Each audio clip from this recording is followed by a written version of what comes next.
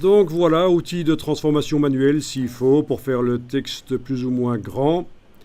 En redimensionnant le bloc, ça redimensionne le texte à l'intérieur parce que c'est l'outil de transformation manuelle.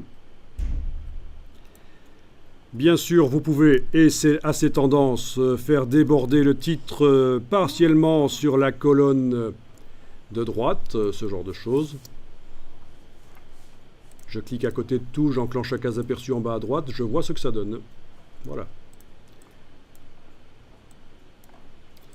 Il peut même être, et ça aussi c'est assez tendance, au milieu du texte, comme ça. Il n'y a pas de problème. C'est très souple en fait. Donc cette manière de faire des titres est intéressante pour les débutants, mais aussi ça permet de mettre les titres un peu comme on veut. On pourrait même aussi tourner le titre. D'abord, je vais enregistrer mon document comme ça.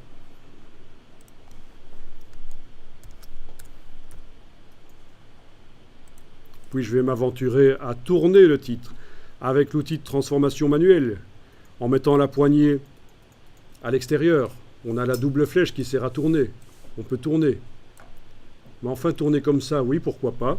Mais j'annule, parce que pendant que je tourne, je vais enfoncer la touche majuscule, ce qui va forcer la rotation sur les axes. À un certain moment, il est bien vertical comme ça, je lâche le bouton de la souris, puis la touche majuscule, et je peux aller positionner même mon titre de ce genre-là.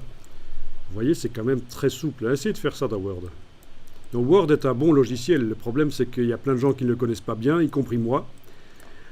Et aussi, il n'est pas prévu pour faire des fantaisies comme dans InDesign, qui est vraiment prévu pour faire de la créativité en mise en page, InDesign.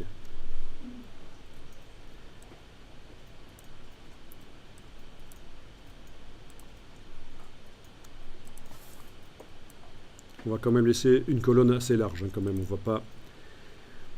Il faut quand même pas que la colonne devienne avec très peu de mots, c'est foireux.